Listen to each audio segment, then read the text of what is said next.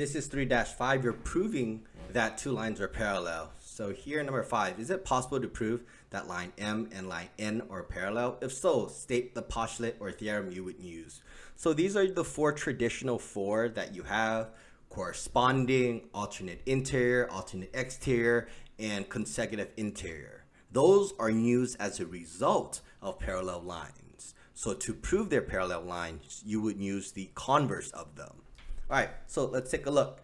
Here, angle for number 2, notice they're both on the inside of the transversal of the parallel line, okay? And they cross. So they're on the inside, so that is your interior. And they cross, so that is your alternate interior angles. But we're trying to prove that they're parallel lines, so we want to use its converse. I think that's how you spell it. So the final theorem would be the converse of the alternate interior angles. Please mind my spelling. B. Let's take a look.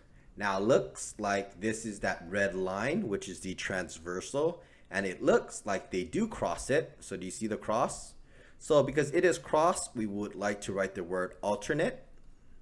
And then notice this is on the outside, so we would write alternate exterior because it's on the outside. This is because it's on the outside. And because we're trying to prove it's parallel, we would use its converse. So this is the converse of the alternate exterior angle theorem. C. Notice that these are on the same position, because do you see how it's on the top left here, and this is also top left. All right, so top left, they're exactly on the same spot. When they're on the same spot, we write corresponding angles, but we're trying to prove parallel lines, so we want to make sure we write converse of it. So to prove that these two are congruent, because these two are congruent, to prove parallel lines, you're using the converse of the corresponding theorem. Let's look at angle D, okay? Angle D, this is on the inside, and this is on the outside. So do we write interior or exterior? Well, it's hard because one's on the inside and outside. They cross, but there is no theorem for this. Do not try to bring this angle up. You cannot slide it.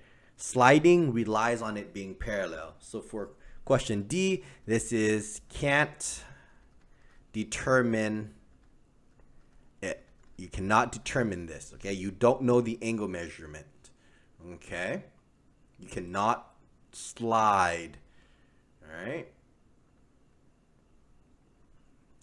Let's look at E. Well, they're both on the outside. So do you see how this is outside? Okay, this is outside. This is on the inside. So outside, so this is called the exterior. Do you see how it crosses the transversal? So that is your alternating. And we're trying to prove parallel lines, so we want to make sure we write the converse of it, okay?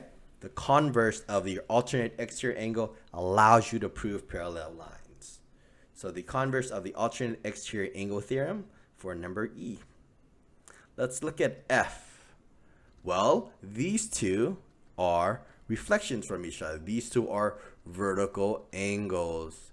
So can vertical angles help us prove parallel lines? No. Okay, vertical angles cannot determine parallel lines. The reason why is because you have no information on the other angle on the other line. So you can't determine if they're parallel.